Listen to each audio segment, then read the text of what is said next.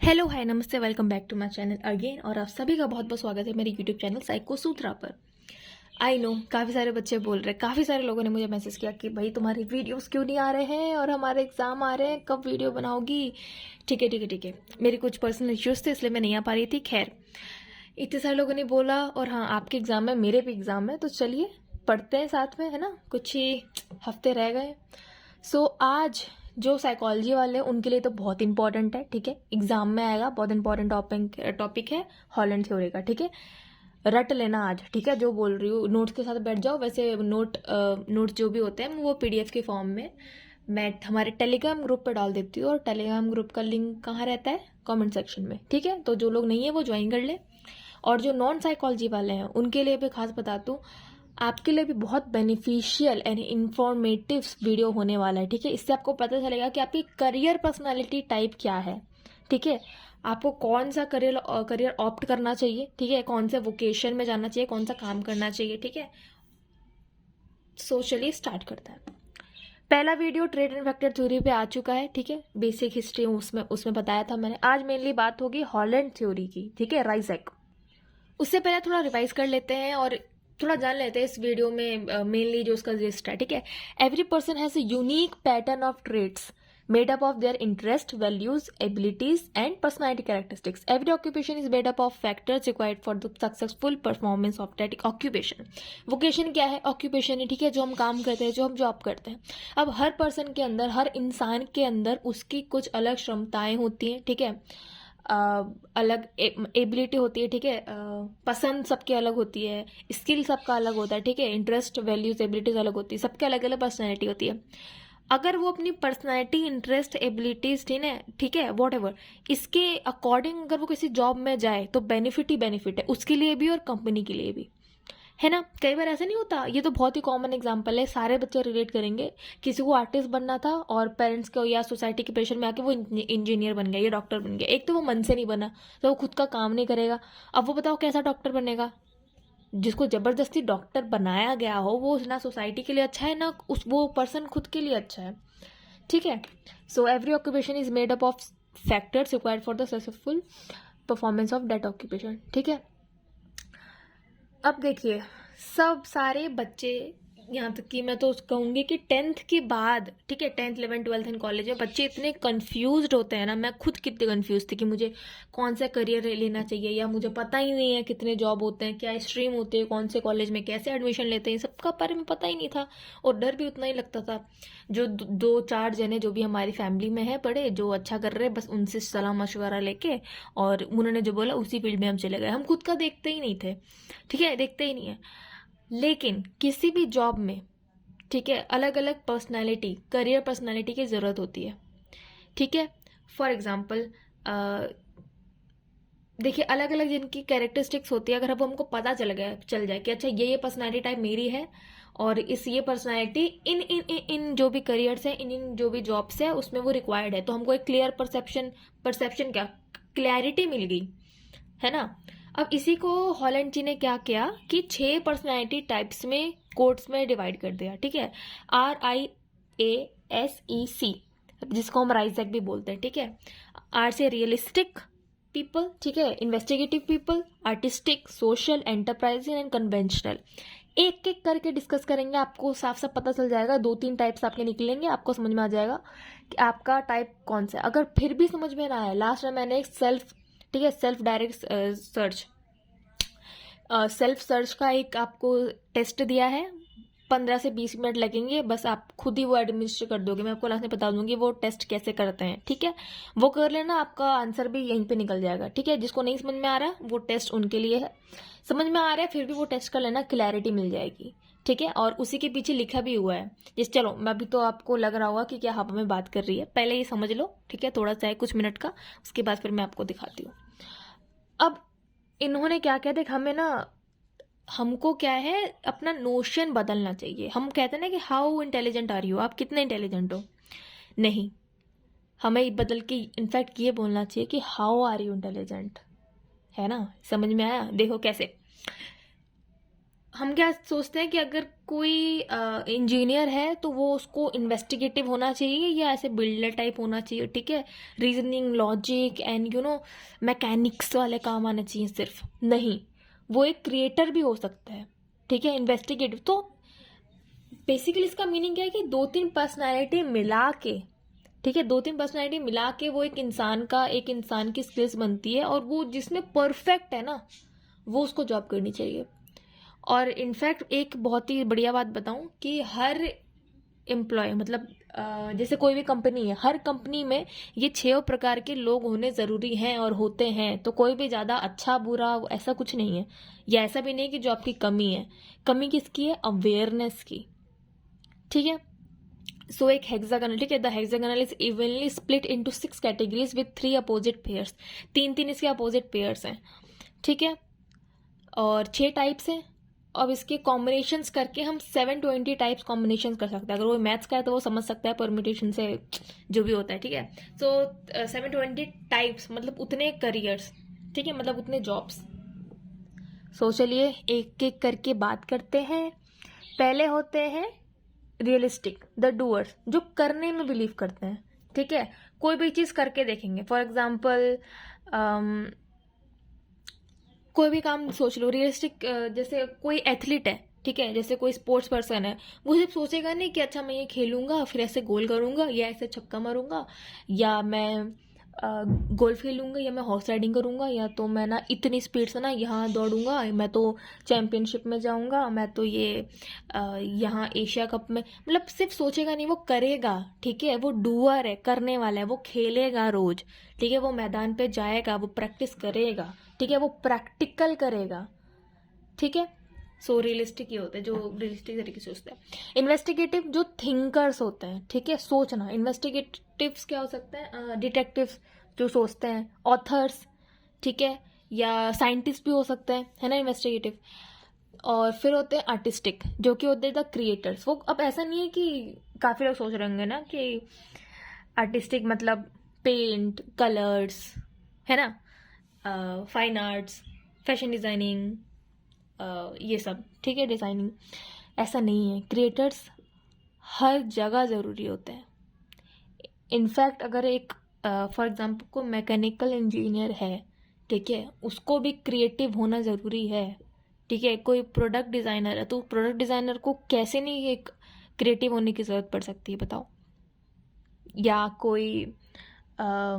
कोई business run कर रहा है, उसमें भी आपको आर्टिस्टिक चाहिए ना, कैसे आप अट्रैक्टिव बनाओगे, ठीक है, अपने प्रोडक्ट्स कैसे आप डिज़ाइन कर रहे हो, कैसे एग्जीक्यूट कर रहे हो उसको, ठीक है, पूरा वो जो संभालने का होता है, ठीक है, वो कैसे करोगे। सो आर्टिस्टिक में सब कुछ आता है, ठीक है, म्यूजिक हो गया, आर्ट हो गया, कोई प्रोडक्ट डिज़ाइन हो गया, इंटीरियर डिज़ाइनिंग हो गया घर का, है ना, होम डेकोर, सब आता है उसमें। फिर आते हैं द पीपल पर्सन, ठीक है, जो हेल्पर्स होते हैं, सोशल बोलते हैं, ठीक है। सोशल पीपल में क्या आएगा? अच्छा, इसमें साइकोलॉजिस्ट आते हैं, ठीक है, इसमें काउंसलर्स आते हैं, इसमें डॉक्टर्स भी आते हैं, इसमें सोशल वर्कर्स आ सकते हैं, ठीक है, इसमें कोई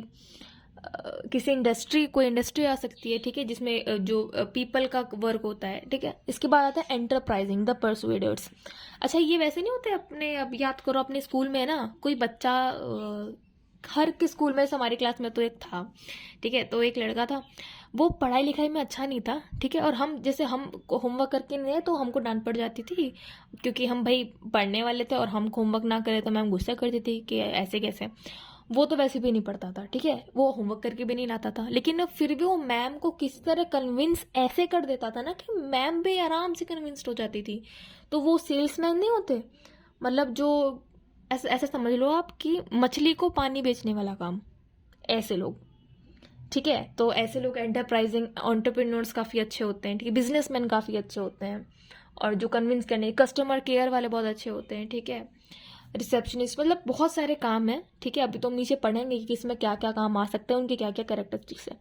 फिर आते हैं कन्वेंशनल्स, द ऑर्गेनाइजर्स। ये होते हैं, या अपने ना बड़े दीदी भैया अगर जिनके घर में हो, या हो सकता है कोई भी पर्सन हो, एक्सेप्शन में हर जगह है, ठीक है। तो ये वो जन नहीं होते जिनको हर चीज़ ऑर्गेनाइज चाहिए। फॉर एग्जांपल मुझे ले लो, मतलब अगर ये बुक यहाँ थी तो यहीं रहेगी, इस लाइन में ही रहिए, ठीक है। मैं मतलब कई लोग होते हैं जो कैलेंडर में एक एक डेट काटते हैं, कट करते हैं कि अच्छा अब एग्जाम में इतने इतने काटो, ये कोई लोग टू डू लिस्ट बनाते हैं, अच्छा ये हो गया, ये हो गया, ये हो गया, ये नहीं हुआ तो ये अभी करना है, ठीक है। ऑर्गेनाइजर्स, उनके सारे कपड़े एक जगह तय कर लगे होंगे, ठीक है, अच्छे से वेल ऑर्गेनाइज्ड होंगे, और बुक्स सारी जगह रखी होंगी, सारा काम वो मतलब उनके पास ना पता नहीं कितने प्रकार के हाइलाइटर्स होंगे, ठीक है, मतलब एक ऑर्गेनाइजर। आई होप आप समझ चुके होंगे। सो ये कुछ छोटे मोटे टाइप्स हैं, ठीक है। मैंने छोटा मोटा इसलिए बोला क्योंकि मैंने बहुत कम समझाया, अब मैं समझाऊंगी, ठीक है। इसमें देखो, सबसे पहले देखते हैं रियलिस्टिक। रियलिस्टिक जो हैंड्स ऑन होता है, टेंजेबल होता है, स्ट्रेंड डाउन टू अर्थ होते हैं, समझ में आ गया होगा जो मैंने एग्जांपल दिया था। इन्वेस्टिगेटिव जो रिसर्च में होते हैं, थिंकर्स होते हैं, critical thinking, analysis and formulas, ठीक है, समझ ही चुके होंगे इसमें कौन कौन से जॉब्स आते हैं, ठीक है। Artistic, creative, emotive, unique feelings. Artistic में जो जो इंसान आर्टिस्टिक है, चाहे वो पोएट हो, वो देखो, जो पोएट होता है वो आर्टिस्टिक, क्रिएटिव, इमोटिव, यूनिक और फीलिंग्स होती है ना उसमें। कोई चीज़ डिज़ाइन कर रहा है वो भी वो कुछ यूनिक तरीके से सोचेगा ना, वो फील लाएगा, वो इमोशन कुछ सोच के ही वो कोई कुछ लिख रहा है, कोई ऑथर भी कुछ लिख रहा है, ठीक है। या कोई इंसान पेंटिंग बना रहा है तो उसमें क्या होता है, क्रिएटिविटी लगती है, इमोशन लगता है, फीलिंग, टाइम, यूनिकनेस, ठीक है। ऐसे सोशल, ये लोग हेल्पफुल होते हैं, टॉकेटिव होते हैं, एम्पैथी इनमें होती है, और कनेक्ट, इनको पता है how to connect with the people, ठीक है। जैसे कि मैंने कहा था सबसे अच्छा एग्जांपल है साइकोलॉजिस्ट, जैसे कि मैं ठीक है। एंटरप्राइजिंग, बोल्ड होते हैं, रिस्क टेकिंग होते हैं, सेल्स बताया था मैंने, लीडरशिप। सी कन्वेंशनल, ऑर्डर, मेथोलॉजी, ठीक है, जो ऑर्गेनाइजर वाला जो मैंने बताया था ना, हर चीज़ सटीक काम से भैया, ठीक है, डेटा स्टैटिस्टिक्स में, ठीक है। अब देखो, राइजेक जो था आपका, ठीक है, आर के अल्टरनेट क्या जा रहा है, आर्टिस्टिक, ठीक है, रियलिस्टिक, आर्टिस्टिक। एक और अल्टरनेट क्या जा रहा है, रियलिस्टिक, एंटरप्राइजिंग, ठीक है। एडजेसेंट क्या है, कन्वेंशनल एंड इन्वेस्टिगेटिव, आर के एडजेसेंट। एंड बिल्कुल अपोजिट क्या है रियलिस्टिक के, सोशल, ठीक है, ओके। अब आप कौन सी पर्सनैलिटी है बताइए, क्या आप रियलिस्टिक है, क्या आप सब कुछ करने में बिलीव करते हैं, ठीक है, आप सब कुछ रियलिस्टिक तरीके से सोचते हैं। द इन्वेस्टिगेटिव, क्या आप इन्वेस्टिगेटिव है, द थिंकर्स है, क्या आप आर्टिस्टिक है, द क्रिएटर, क्या आप सोशल है, द हेल्पर, क्या आप एक एंटरप्राइजिंग की कैटेगरी में आते हैं, the persuader and the conventional, the organiser, ठीक है। अब देखिए, which career pathway is right for you. ये एक राइजेक टेस्ट है, ठीक है, इसको सेल्फ डायरेक्टेड सर्च भी बोलते हैं, कि खुद की सोच सर्च खुद की सर्च कैसे करें, ठीक है।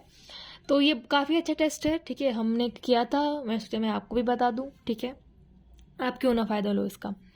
तो इसमें कुछ क्वेश्चंस हैं, देखो 1 से लेकर 42 तक, ठीक है। अब फॉर एग्जांपल ये है, I like to work on cars. अब मुझे तो नहीं पसंद, तो मतलब ये वाला जो गोला है इसको मैं फिल नहीं करूंगी, ठीक है, इसको मैं ब्लैक मार्क नहीं करूंगी, छोड़ दूंगी इसको ऐसे ही। I like to do puzzles, ठीक है, तो उसमें अगर मेरा इंटरेस्ट है तो मैं इसको ब्लैक कर दूंगी। अब जिस में इंटरेस्ट है ना उसमें ब्लैक करो, उस गोले को फिल करो, कलर करो, जिसमें नहीं है उसको वैसा के वैसा छोड़ दो, ठीक है, ये हो गया। अब ऐसे इस तरफ करना, ठीक है, जब सारे आंसर का जवाब आप दे दो, ठीक है। यहाँ वाला जो 21 वाला है इसका आप वो करो टोटल, ठीक है, कि आपने पहले वाली लाइन में, जो पहले वाली लाइन है ना, ये जो कॉलम है, इस कॉलम में फॉर सपोज कितने हैं, 1 2 3 4 3 है, ठीक है, 3। अब 3 में से अगर आपने 2 में भरा है तो नीचे यहाँ पे टोटल 2 लिखो, 1 है तो 1 लिखो, 0 है तो 0 लिखो, आपको आपने नहीं डाला है तो, ठीक है।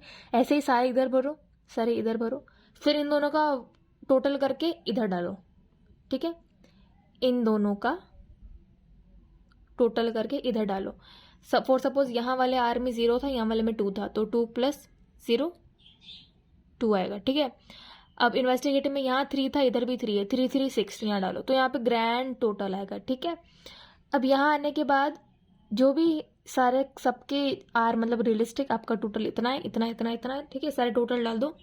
अब इसमें जो भी 3 हाईएस्ट स्कोर है ना, 3 हाईएस्ट स्कोर्स वो आप इसमें डालो, 1 2 3, जो सबसे ज़्यादा मार्क्स आ रहे हैं वो तीनों इधर डालो, और वो है आपका द इंटरेस्ट कोड। इसके अकॉर्डिंग आपको आपका करियर पाथ अगर आप चूज कर रहे हो, या जिसने कर भी लिया है ना, वो भी डाल के देख लो भाई तुम्हारा सही है कि नहीं, तुम सही राह पे हो कि नहीं, ठीक है, तो आपको पता चलेगा। ठीक है, अब जैसे फॉर एग्जांपल 3 कोई सा पे ले लो, आप ले लो जैसे SAI ले लो, ठीक है, SAI ले लो।